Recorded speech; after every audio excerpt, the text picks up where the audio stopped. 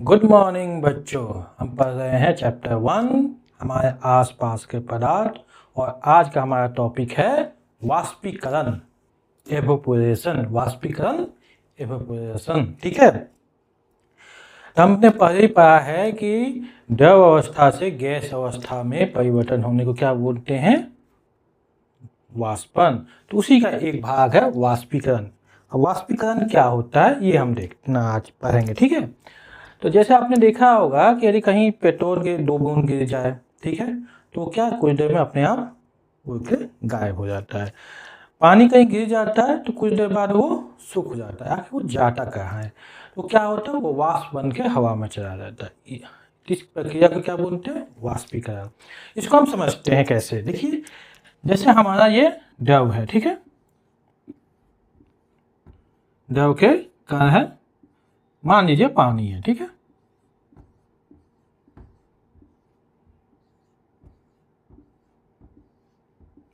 हम जानते हैं कि द्रव का क्या होता है, आकार निश्चित नहीं होता है लेकिन आयतन निश्चित होता है।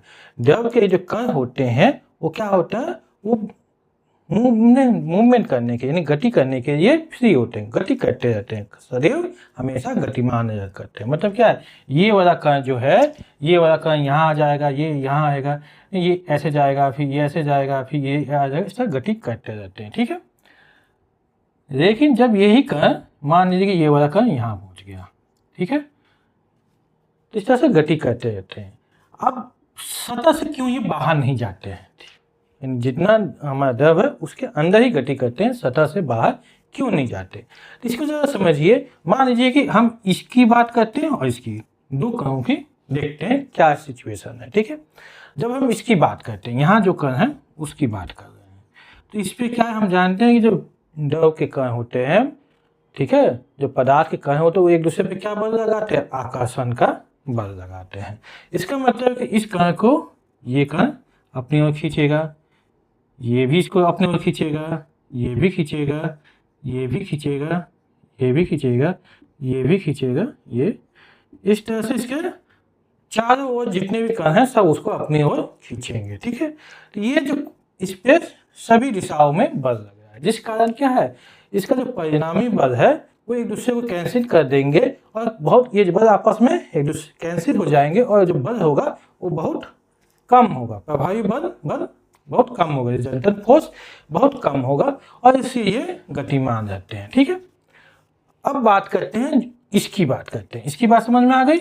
अब जो यहाँ पे बात करते हैं, ठीक है, जो इसकी बात करते हैं, जब इसकी बात करते हैं तो इस पे क्या है, इधर की ओर ये बल लगा रहा है, इधर की ओर ये बल लगा रहा है, इधर ये।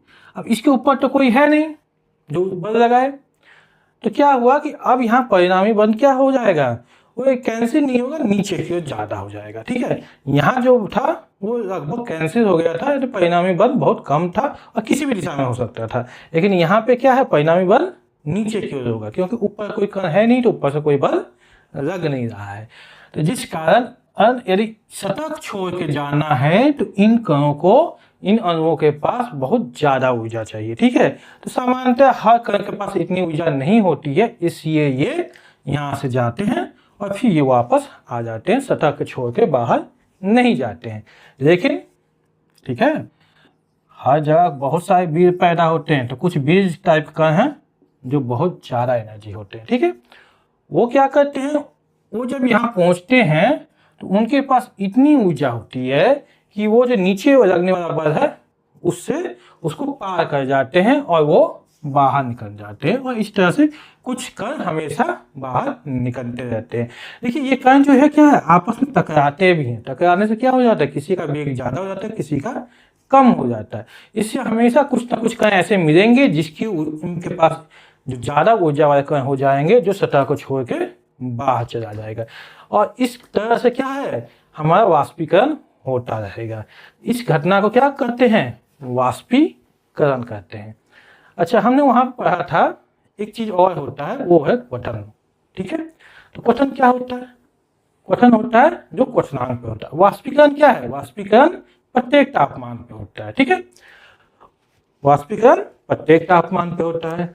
और हम जानते हैं कि द्रव का जो तापमान होता है वो जैसे पानी है, पानी का तापमान क्या है, 0 से 100 डिग्री के बीच में ही पानी होगा। मतलब क्या है, जो गलनांक और उसके क्वथनांक के बीच में ही द्रव पाया जाएगा। ठीक है कि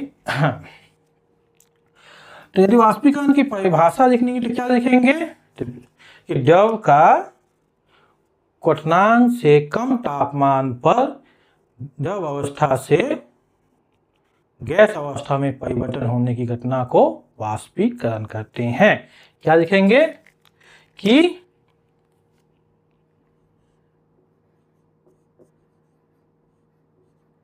क्वथनांक से कम तापमान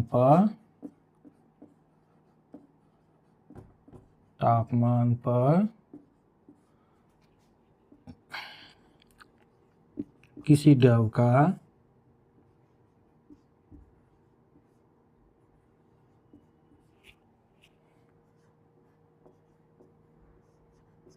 गैस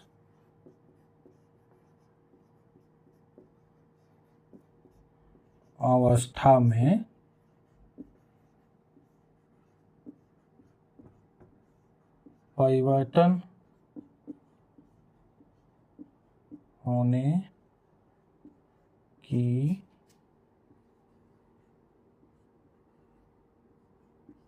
की घटना को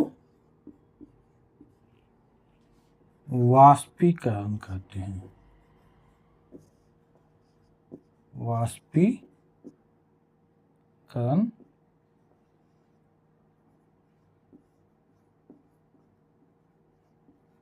कहते हैं। ठीक है, यदि कोई पूछे वाष्पीकरण क्या है, वाष्पीकरण क्या है, क्वथनांक से कम तापमान पर द्रव का गैस अवस्था में परिवर्तन होने की घटना को वाष्पीकरण कहते हैं। ठीक है, वाष्पीकरण क्लियर हो गया। अब यह कि ये वाष्पीकरण किन किन बातों पर निर्भर करता है। ठीक है, वाष्पीकरण किन किन बातों पर निर्भर करता है। यूं समझिए कि आपको यदि पानी है तो कितना जल्दी वाष्पीकरण होगा, ये आपको समझना है। तो सबसे पहले क्या है कि वाष्पीकरण किन किन बातों पर निर्भर करता है, ये आप हमें पढ़ना है। तो वाष्पीकरण जो है क्या है, हमेशा सतह से होता है ना। वाष्पीकरण जो है कहाँ से होता है, सतह से होता है। तो जैसे सतह की हम क्या करेंगे, सतह का क्षेत्रफल बढ़ाएंगे, सतह के क्षेत्रफल, सतह का क्षेत्रफल बढ़ाते हैं तो क्या होगा कि जितना ज़्यादा सतह होगा उतनी ज़्यादा वाष्पीकरण होगा। वाष्पीकरण की घटना की जो प्रक्रिया है वो तेज हो जाएगी। जैसे यदि हम कपड़ा है, गीला कपड़ा को यदि हम फैलाए नहीं बल्कि ऐसे ही रख दे, बिना फैलाए ऐसे ही रख दे, तो क्या वो सूखेगा, नहीं सूखेगा, सूखने में उसको बहुत ज़्यादा टाइम लगेगा। वही हम जब कपड़ा को क्या करते हैं, हम फैला देते हैं। कपड़े को फैला देने से क्या बढ़ाते हैं, हम उसकी सतह का क्षेत्रफल बढ़ा देते हैं, और क्षेत्रफल बढ़ाने से वाष्पीकरण की घटना तेज हो जाती है, वाष्पीकरण तेज हो जाता है और हमारा कपड़ा जल्दी सूख जाता है, पानी उसमें वाष्प बन के उड़ जाता है। ठीक है, तो सतह का क्षेत्रफल बढ़ाएंगे तो हमारा वाष्पीकरण भी ज़्यादा होगा। ठीक है, समझ में आ गया, सतह का क्षेत्रफल बढ़ाएंगे वाष्पीकरण ज़्यादा। दूसरा है तापमान पर। ठीक है, आप कपड़ा फैलाते हैं तो ठंडी में जल्दी सूखता है कि गर्मी में जल्दी सूखता है, गर्मी में। क्यों, क्योंकि गर्मी में तापमान ज़्यादा होता है, इससे जल्दी सूख जाता है। ये तो पता है कि तापमान बढ़ाएंगे तो हमारा वाष्पीकरण तेज होगा। अब क्यों होता है तो समझिए क्या है कि यहाँ हम देख रहे थे क्या है, सतह के कण से हमारा जो कण है वो बाहर निकल रहा है। तो कौन से कण निकलेंगे, जिसके पास ज़्यादा ऊर्जा हो। ठीक है, तो हम जानते हैं कि तापमान क्या होता है, वो क्या है, पदार्थ के जो कणों की ही कुल गतिज ऊर्जा, यानी कुल नहीं, औसत गतिज ऊर्जा, वो क्या है, तापमान पर निर्भर करता है। जैसे हम तापमान बढ़ाए तो अणुओं की गतिज ऊर्जा बढ़ गई, तो हमारे पास ज़्यादा से ज़्यादा कण मिलेंगे जिसके पास इतनी ऊर्जा होगी कि जो सतह को छोड़ के निकल जाए। ठीक है, क्योंकि हम उसकी ऊर्जा को बढ़ा रहे हैं, इसलिए तापमान बढ़ाएंगे तो वाष्पीकरण भी ज़्यादा होगा। ठीक है, तीसरा आर्द्रता। आर्द्रता अच्छा बताइए, गर्मी के दिन में कपड़ा जल्दी सूखेगा कि बरसात में? ठीक है, तो बरसात में कपड़ा जल्दी सूखता ही नहीं है। ठीक है, गर्मी में जल्दी सूख जाता है। क्यों? देखिए बरसात में भी तापमान में बहुत ज़्यादा, कभी कभी क्या है कि बरसात के दिन में भी हमारा 40 डिग्री तापमान होता है, गर्मी में भी जैसा होता है, लेकिन तब भी क्या है, कपड़ा हमारा जल्दी नहीं सूखता है। क्यों? क्योंकि आर्द्रता मतलब क्या है कि हवा में पहले से ही जल वाष्प है, वाष्प के कण है, और हवा की एक लिमिट है, इससे ज़्यादा हम वाष्प हमारे अंदर नहीं हो सकता है। तो जैसे वाष्पीकरण होकर वाष्प पहुंचेगा तो कुछ वाष्प फिर संघनन होकर पानी बनकर नीचे आ जाएगा, तो हमारा वाष्पीकरण की घटना क्या हो जाएगी, धीमी हो जाएगी। तो आर्द्रता बढ़ने से वाष्पीकरण धीमा होता है। चौथा है, क्या है, वो है हवा की गति पे। हवा की गति पे जब हवा तेज चलती है तो वाष्पीकरण भी तेज हो जाता है। ठीक है, कभी कभी क्या होता है, हम क्या करते हैं, फर्श में पोछा लगाते हैं तो फैन ऑन कर देते हैं। क्यों? क्योंकि हवा चलेगी। हवा चलने से क्या हो जाता है कि हवा चलने से क्या है कि जैसे वाष्प बना तो उस वाष्प को हवा वहाँ से दूर भगा देती है, जैसे वहाँ पे वाष्प की सांद्रता नहीं बढ़ती है और वाष्पीकरण हमारा तेज होता है। ये उल्टा बन गया है, हवा के तेज चलेगा तो वाष्पीकरण भी तेज होगा। ठीक है, ठीक। आर्द्रता में क्या है, उल्टा है, बाकी सब सीधा है। मतलब क्या है, सतह का क्षेत्रफल बढ़ाएंगे वाष्पीकरण बढ़ेगा, तापमान बढ़ाएंगे वाष्पीकरण बढ़ेगा, आर्द्रता बढ़ाएंगे यहाँ उल्टा है, आर्द्रता बढ़ाएंगे, आर्द्रता बढ़ेगी तो वाष्पीकरण कम हो जाएगा, और हवा की गति बढ़ेगी वाष्पीकरण बढ़ेगा। ये समझ में आ गया? ठीक है, अब नेक्स्ट टॉपिक है, हमने दो चीज पढ़ा था, एक वाष्पीकरण, एक क्वथन मतलब उबलना। इन दोनों में क्या अंतर है, क्या फर्क है? ठीक है,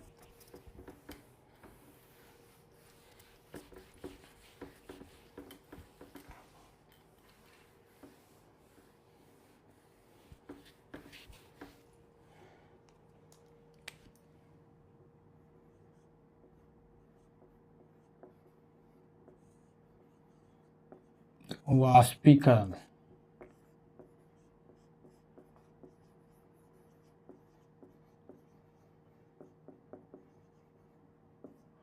और ये क्या है, क्वथन।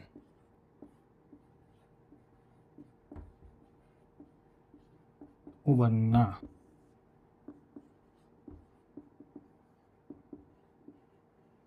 बॉइलिंग।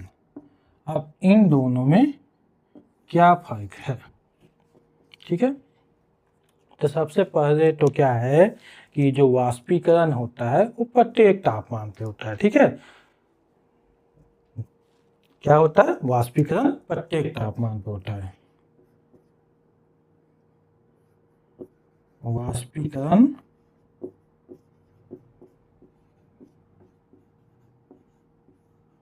प्रत्येक तापमान पर होता है। और क्वथन क्या होता है, क्वथन निश्चित तापमान, निश्चित तापमान, जिसको क्या बोलते हैं, क्वथनांक। क्वथनांक पर होता है। ठीक है, तो देखिए पानी 0 डिग्री पे पिघलता है, यानी बर्फ से पानी में बदलता है, और 100 डिग्री पे। तो वाष्पीकरण जो होगा वो प्रत्येक तापमान 10 डिग्री पे भी होगा, 20 डिग्री पे भी होगा, 30 डिग्री सेंटीग्रेड पे भी होगा, 50 डिग्री सेंटीग्रेड पे भी होगा। जैसे जैसे तापमान बढ़ाएंगे तो वाष्पीकरण बढ़ेगा, लेकिन होगा प्रत्येक तापमान पे। जबकि क्वथन क्या होता है, 100 डिग्री पे ही होगा। ठीक है, उसके क्वथनांक पे ही होगा। ठीक है, दूसरी बात है कि जो वाष्पीकरण होता है वो केवल सतह से होता है। ठीक है, वाष्पीकरण केवल सतह से होता है। क्या है, केवल सतह से होता है। ठीक है, और ये क्या है, संपूर्ण द्रव में होता है।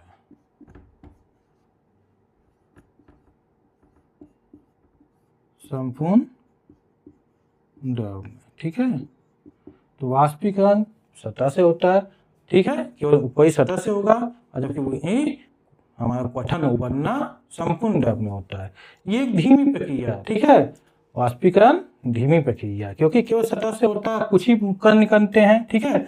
इसमें क्या है, सिर्फ कुछ कणों के पास इतनी ऊर्जा है कि जो सतह को छोड़ के बाहर निकल पाते हैं, इसलिए क्या है, ये धीमी गति से होता है, धीमी गति से होता है, ठीक है।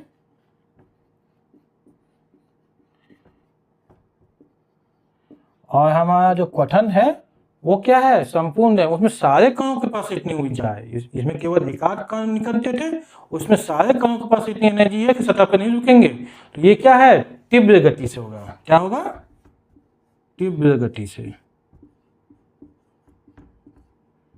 ठीक है। अब चौथा पॉइंट है कि अवाष्पशील अशुद्धि मिलाने पे क्या होगा। अवाष्पशील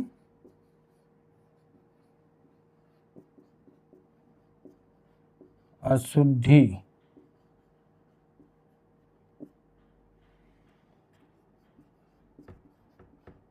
ठीक है। अवाष्पशील अशुद्धि होता क्या है, देखिए क्या है अवाष्पशील अशुद्धि। ऐसा है, देखिए अशुद्धि में क्या होता है, जब द्रव है, द्रव में हम क्या मिला सकते हैं, या तो ठोस मिलाएंगे या फिर कोई द्रव मिलाएंगे। तो ऐसा है कि वो जो द्रव मिला रहे हैं, जो अशुद्धि मिला रहे हैं, वो वाष्पशील नहीं, वाष्पशील नहीं मतलब क्या, उसका क्वथनांक बहुत ज्यादा है, वो खुद वाष्प नहीं बन रहा, वो वैसे ही है, तो उसको बोलेंगे अवाष्पशील अशुद्धि मिलाने पे। अवाष्पशील अशुद्धि मिलाने से देखिए क्या होता है कि हमारा जो वाष्पीकरण की प्रक्रिया वो धीमी हो जाती है, ठीक है, वाष्पीकरण कम हो जाता है, वाष्पीकरण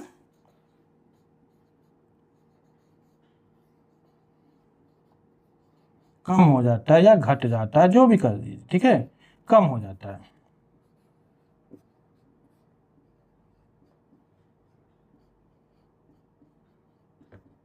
ठीक है। देखिए जो अशुद्धियां वो भी कुछ ऊर्जा एब्जॉर्ब करेंगी, जाहिर सी बात है कि अशुद्धियां जो कुछ ऊर्जा एब्जॉर्ब कर दिया, तो जिस कारण हमें वाष्पीकरण धीमा हो गया, कम हो गया। और वाष्पीकरण मिलाएंगे तो जब वाष्पीकरण धीमा होगा तो क्या होगा, हमारा क्वथन में क्वथनांक बढ़ जाएगा, क्योंकि अब जल्दी उबलेगा नहीं, तो क्वथनांक बढ़ जाएगा। क्या हो जाएगा, अवाष्पशील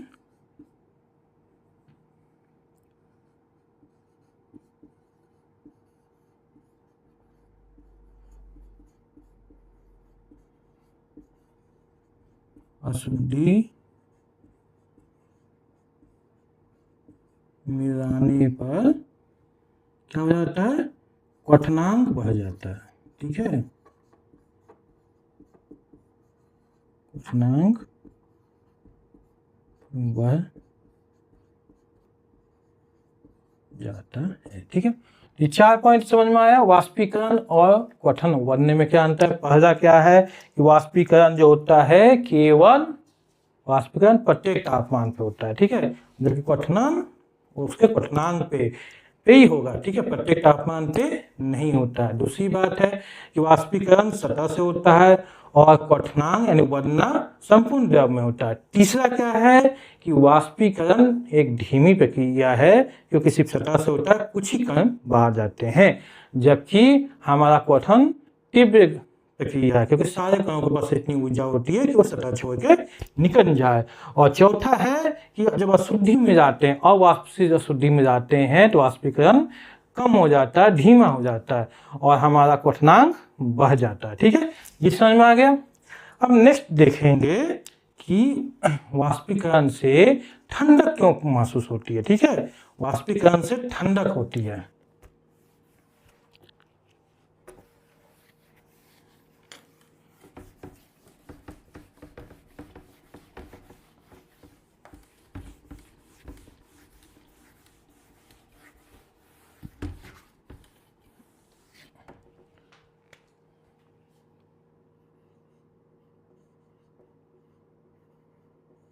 वाष्पीकरण से क्या होता है, ठंडक यानी शीतलन होता है, शीतलन, कूलिंग,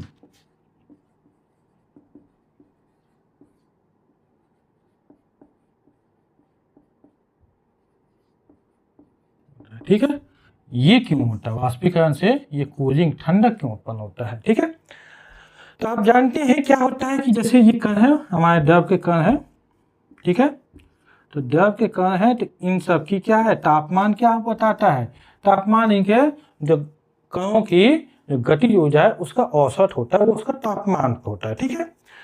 यहाँ से कुछ कण क्या है, बाहर निकल गए। तो कौन से जा रहे हैं, जिनके पास ज्यादा गतिज ऊर्जा है, ठीक है। जिनके पास ज्यादा गतिज ऊर्जा है वो क्या है, सतह छोड़ के निकल जा रहे हैं वाष्पीकरण की घटना में। जिस कारण बचा हुए हैं, बचे हुए का औसत क्या होगा, औसत तापमान कम हो जाएगा, औसत गतिज ऊर्जा कम हो जाएगी। इसको ऐसे समझिए, मान लीजिए कि आपके क्लास में 5 बच्चे हैं, वो एक 90 नंबर पाया है, 90 पाया है, एक 80 पाया है, एक 70 पाया है, एक 95 पाया है, एक 60 पाया है, ठीक है। अब इनका हम औसत निकालते हैं, ठीक। उसके बाद मान लीजिए कि एक ये ज्यादा नंबर वाला बाहर निकल गया, ठीक। तो बच क्या गया, ये 4। अब जब इन चारों का औसत निकालेंगे तो पहले का औसत से कम हो जाएगा, ठीक है। तो पहले से औसत कम हो गया, तो उसी तरह से क्या है, ज्यादा गतिज ऊर्जा वाले जब बाहर निकल जाएंगे, ठीक है, तो जो औसत गतिज ऊर्जा है वो कम हो जाएगा। इसका मतलब क्या है कि ये इसका तापमान कम हो जाएगा। ये वैसे ही है कि किसी भीड़ में से यदि सिर्फ अच्छे वाले को बाहर कर दिया जाए, ठीक है, तो बच जाएगा सिर्फ गधे। तो उसी तरह से क्या है, जब अच्छे गतिज ऊर्जा वाले, ज्यादा गतिज वाले बाहर निकल गए तो जो बच गया उनका औसत गतिज ऊर्जा कम हो जाती है, जिस कारण उसका तापमान कम हो जाता है और शीतलन कूलिंग देता है, ठीक है, ठंडक देती है। इसका बहुत प्रयोग किया जाता है, ठीक है, इसका बहुत प्रयोग किया जाता है गर्मी के दिन में। चलिए आजकल तो सभी हम फ्रिज रेफ्रिजरेटर का यूज करते हैं, सभी नहीं लेकिन ज़्यादातर लोग करते हैं। और मटका, ठीक है, पहले मटका का यूज करते हैं, अभी भी बहुत लोग करते हैं। तो मटका में पानी ठंडा कैसे हो जाता है, गर्मी के दिन में मटके का पानी ठंडा क्यों हो जाता है। देखिए ये हमारा,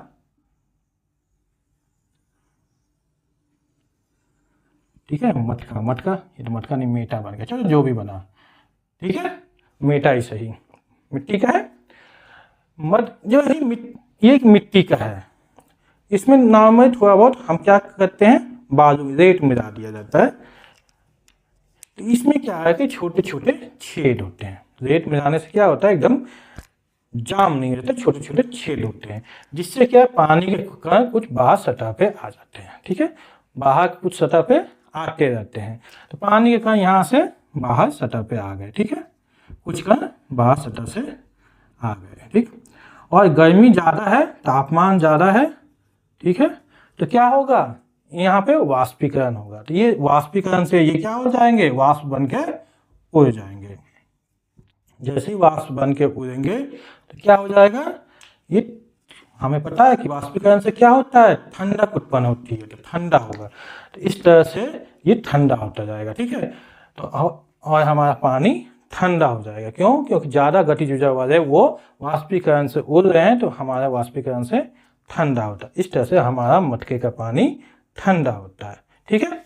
दूसरा हमारा खुद का शरीर, ठीक है, हमारे शरीर में पसीना होता है, गर्मी में होता है कि ठंडी में, गर्मी में होता है। क्यों, देखिए जो पसीना जो निकलता है वो हमारे बॉडी का कूलिंग सिस्टम है, नेचुरल कूलिंग सिस्टम है, जो ऑटोमेटिक काम करता है।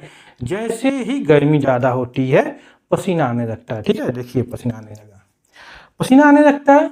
पसीना आने से क्या होगा कि जब गर्मी होगी पसीना आएगा, पसीना आएगा तो फिर वहाँ से पानी के कण हमारे स्किन पे आ गया और वो वाष्पीकरण होगा, वाष्पीकरण होगा तो क्या होगा, वाष्पीकरण से कूलिंग होता है, ठंडा होता है, तो हमारा बॉडी ठंडा रखेगा, इसलिए वो कूलिंग सिस्टम का काम करता है, ठीक। तो समझ में आ गया कि मटके का पानी क्यों ठंडा होता है। दूसरा पसीना क्यों आता है, ये भी समझ में आ गया। तीसरा है, अब इसके बहुत सारे उदाहरण है, ठीक है, इसके बहुत सारे उदाहरण है, जैसे कि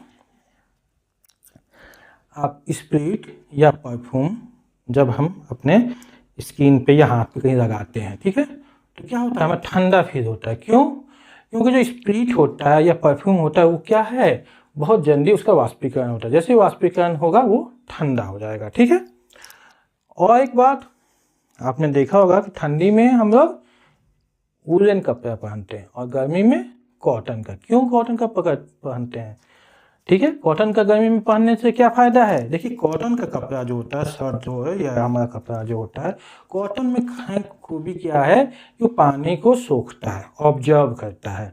तो जो पसीना आएगा उसको वो एब्जॉर्ब कर देगा। ठीक है, पानी को जब एब्जॉर्ब कर देगा, क्या करेगा हमारा कॉटन? पानी को एब्जॉर्ब कर देगा, और जब वाष्पीकरण होगा फिर वो ठंडा करेगा। इसलिए क्या करना है? गर्मी में कॉटन का कपड़ा पहनना है। ठीक है, तो वाष्पीकरण समझ में आ गया। ठीक है, चलिए बहुत अच्छी बात है। फिर अगले क्लास में अगला टॉपिक पढ़ा जाएगा। ठीक है, थैंक यू।